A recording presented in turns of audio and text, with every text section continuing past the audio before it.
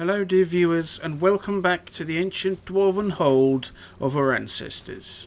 Today I'll be talking about the game Last Epoch. Last Epoch is an action role-playing game developed by 11th Hour Games and was released on the 21st of February 2024 in full. My aim for this video is to provide you with the first impressions of Last Epoch and whether I think it's worth checking out. Importantly though, this will not be the thoughts of a hardcore player of action role-playing games that can put a lot of hours into a day, be pushing the hardest content as soon as possible, but rather your average casual old dwarf who looks to play the full campaign and dabble a little with the endgame. My thoughts come from the perspective of someone who enjoys this kind of game but in a relaxed manner that will play it casually. I am interested in the fun I can have just by playing the game from the get-go, dotting around the place, hitting things with weapons and spells. I will explain why below, but I also played this in offline mode. Just a quick extra note here, dear viewers, if you fancy subscribing to the channel I would be ever so grateful. So, now that I've got the rambling bit out of the way, let's get into it. Last Epoch is an action RPG in the same ilk as Path of Exile, Grim Dawn and Diablo. You run around maps in an isometric viewpoint while your hero's smashing all the baddies to be found. You will learn new skills and abilities, find some sweet gear and take down the big bad. Hopefully.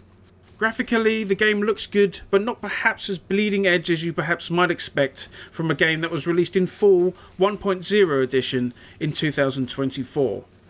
In case you are unaware, dear viewers, this title has actually been in early access on Steam for a good few years now, so perhaps it might be unfair to suggest it be amazingly spiffing graphics-wise for a recent game. People probably don't care about that though and just want to know how good it is now at full retail launch. The visuals are colourful and vibrant with nice looking environments for you to duel evilry in. The player model looks decent enough with all the mobs and other NPC in game looking good. The visuals will not blow you away if you're looking for mega modern style stuff, but it works really well I feel, with spells and skills looking great, with smooth movement of characters and righteous violence upon thy foe. Indeed, I think not having ridiculously bleeding edge graphics is a feather in the hat. This means that you do not need to have amazing hardware to run it properly. It is similar to when World of Warcraft launched in the time before. Its graphical level was not the best for its time either, but by not being so, a much larger pool of players could come and play it. When you begin the game, you can choose between creating online or offline characters. If you choose to go online, you'll have access to trading and grouping with other players, along with leaderboards and such. You can also play offline mode, which doesn't have those features, but you will not have to rely on a good internet connection to play, as everything is run locally on your machine. I usually play these sorts of games as solo self-found, that is, I only use gear that drops for me when I'm playing, rather than purchasing items from other players. I just wish to play through the game and get what I get, so offline mode was the way to go. Character creation involves selecting a base archetype of a class from 5. Sentinel, an armoured knight, mage, a spellflinger, acolyte, a wielder of dark magic, rogue, sneaky bow person, and primalist, beastmaster of the elements. From each of these 5 base classes, you're able to specialise into one of 3 masteries. This essentially enables choice between 15 different roles in the game, but with some overlap between those of the same base archetype. I feel like there is quite an encompassing range of classes that will likely cover any way of playing that you wish to do. You can fling fireballs as a mage, raise the dead as an acolyte, use a bow as a rogue, and invoke powers of the earth and lightning as a primalist. As a brand new player, this is a great number of choices. I chose the primalist base class. Once you pick your base class, the story begins, and you're sent out into the world. The initial premise is that one of the gods, Raya, is going off on one, trying to take control of the land and procuring ancient artifacts and powers by the creator Etera. You must join the fight and teach the no-good followers of this god a good lesson. The game begins slowly, as you might expect, with just one skill and some explanation on how to play, which is nice. You move around by holding the right mouse button as you would in other ARPGs, while you press Q, W, E and R to use abilities. The first initial skill is mapped to the right mouse button. What I would say straight away is this is a good thing to see. Some games will map attack to the left hand button for movement, which can be annoying as you accidentally attack something when you're trying to move. There is an action bar with a set number of slots. This will mean you can't use all the skills available to you at once, which is probably a good idea as you could get overwhelmed with an action bar of 10 or more different skills. The starting area is bright and colourful, in quite a stark contrast to other ARPG beginner experiences.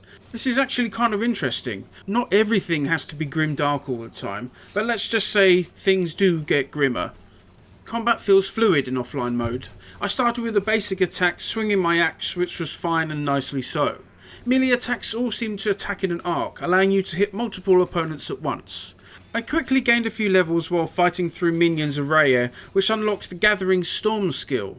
This was a strike that hit with lightning and caused storm bolts to hit other foes. Once I learned this skill, the game showed me a skill window. Here was displayed the skills you could get as you leveled up, along with the slot for the skill you wish to gain experience with. That is, each ability has its own skill tree, which you gain experience for during your time with the game. This means you really focus and improve a skill to a certain degree. Perhaps this is a good idea, to expand and empower skills gained earlier, rather than ditching them completely when new skills become available. You gain points to put in the tree of each ability, as well as points you can put in your main skill tree. This is a horizontal progress screen where you put points in passive abilities, unlocking more skills as you progress.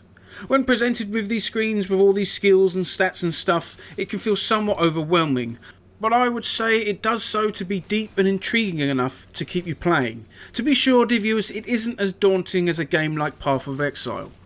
As you progress through the story, you'll be taken to many different biomes, changing things up in terms of scenery and the sort of baddies that you will face. The general game loop of traversing a level, dealing pain to evilry and collecting loot is realised here very well. It is satisfying to blast apart baddies, get some new cool drops and advance your character. It feels like there is a lot of possibilities in terms of building your character. With the Primalist base class alone, I could use several different companions, sunder the earth, use lightning, frost and physical skills, as well as a thunderous leap, which I greatly enjoyed using. The mastery class you learn later adds even more variety down the line. From my own perspective, I think this game is fun from the get-go, providing you with enough to do at first without being overwhelming. Once you see the skill trees you might feel a bit daunted, but I think once you work with them a little, it feels a lot less so. It feels approachable, which is important for a game like this. There is item crafting in the game. You break down items giving you the stats from said item, which you can then use on other items that you come across. There is of course a whole lot more to it, but this is the main gist. I found it fun and engaging as I tried to craft that really good item. Last Epoch isn't a free-to-play game, but rather you will need to pay a box price. That is a good thing as it suggests a lack of overbearing microtransactions and whatnot. It is only £30 here in the UK, which is a really good price, again making the title feel more accessible. There is apparently a shop for cosmetics, but all things like bank slots and whatnot are unlockable by playing the game. I guess that is a decent middle ground. So from my first impressions of the game, would I recommend it to someone who might want to check it out? Perhaps someone who would only be playing casually? I would say yes. Yes indeed, sir. There is lots to get on with here, with complexity slowly introduced as you play. The combat feels fluid, with you feeling powerful from the start, later becoming even more powerful.